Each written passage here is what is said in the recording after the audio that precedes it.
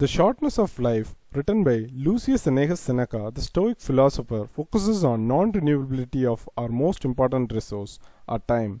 Anyone who wishes to live to their full potential and who want to know how to get back control of your life and live it to the fullest should understand and learn to use time effectively. Here are the top 5 takeaways from his essay, The Shortness of Life, presented to you by Market Secrets. Takeaway number 1. Know your most important asset.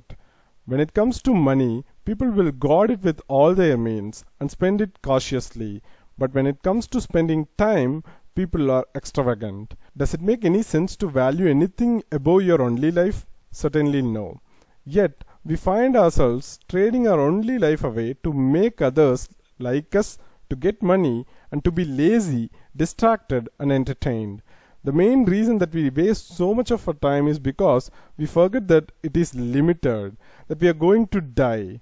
Wasting time is one of the worst things that you can do to yourself. But of course, there are many things and people that would take our precious time away. So always stay stingy when it comes to spending time. Think twice before taking up any activity that will take a lot of time, and be prepared to defend yourself against unworthy pursuits. Remember, you can always double your money easily, but there is no way you can double your lifetime. Time is non-renewable. Every minute you waste is gone forever. Takeaway number 2. Being busy always is not living. Humans are constantly preoccupied with something, like chasing money, doing day-to-day work, chasing ambition and entertainment. No activity can be easily pursued by an individual who is preoccupied. Since the mind, when distracted, absorbs nothing deeply but rejects everything crammed into it. Living is the least important activity of a preoccupied man. In our habitual compulsion to ensure that the next moment contains what this one lacks, we manage to become accomplished fugitives from ourselves. Everyone hustles his life along and is troubled by the longing for the future and the weariness of the present. However, the man who organizes every day as though if it were his last neither longs nor fears the tomorrow. Nothing can be taken away from his life, and you can only add to it as if giving a food to a man who is already full and satisfied. You must not think a man has lived long because he has white hair and wrinkles. He has not lived long, just existed long. Many are so busy that they never slow down enough to find their true selves. We are never content and often replace one goal with another without a consistent purpose. There are even burdens that comes with abundance. Rich people are busy in trying to stay rich and in guarding their treasure. Even success comes at a high price. If you want to be successful, be prepared for a life that rushes by, a life that is filled with obligations, and a life without any entertainment. Most only live a small part of their lives and spend most of it in trivial and unnecessary things. Takeaway number 3. Luxury and leisure are not living. It is important to make room for leisure in our life, but a life of pure leisure is considered meaningless. Such people are as good as dead. Purposeful living is required to truly live. As long as it is your own purpose, you should own and control it. There is another type of excessive luxury that concerned with making a show of everything and being fancy. These people are idly preoccupied and thus wasting their only lives on vain pursuits.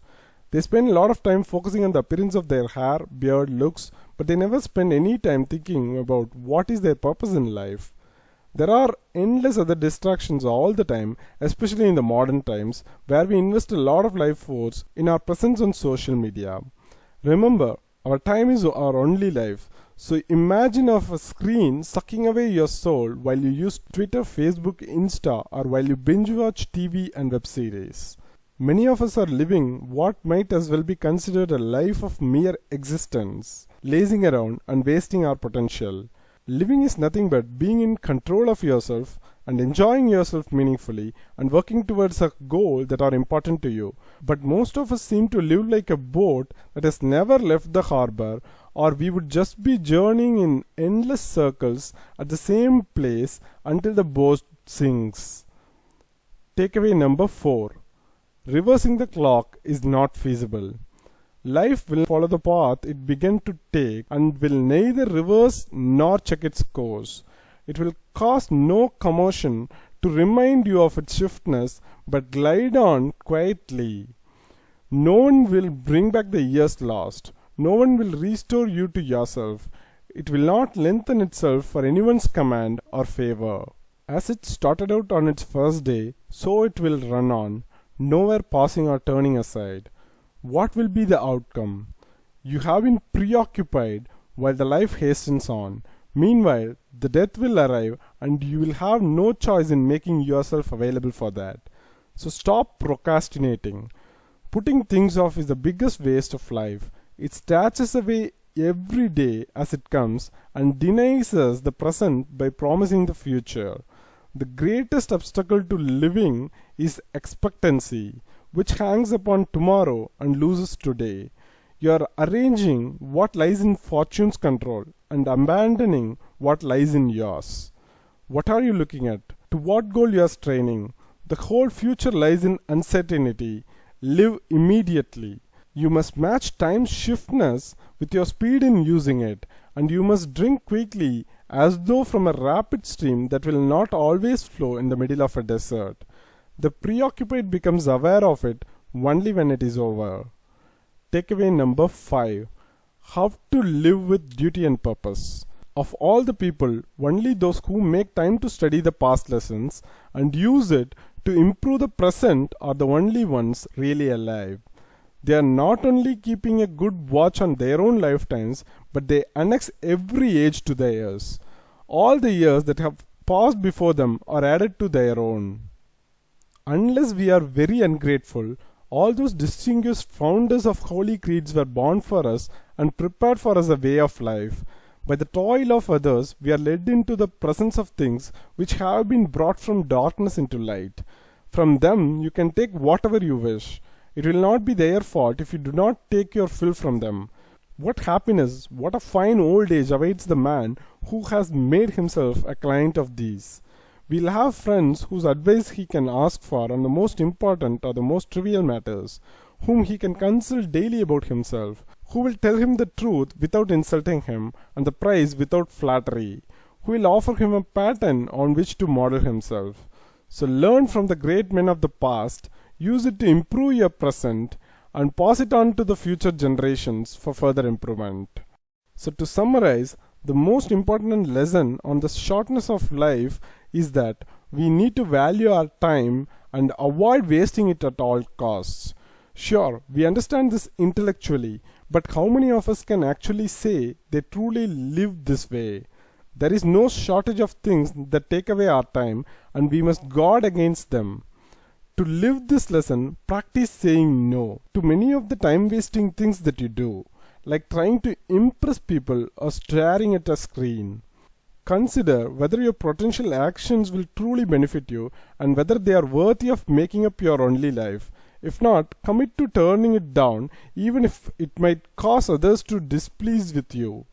The lessons on the shortness of life urges us to take stock of how we have lived so far and to count the time that has been truly lived as opposed to the time that is filled with unworthy busyness and distractions. What you can start doing today is to start reflecting on how you spend each and every day.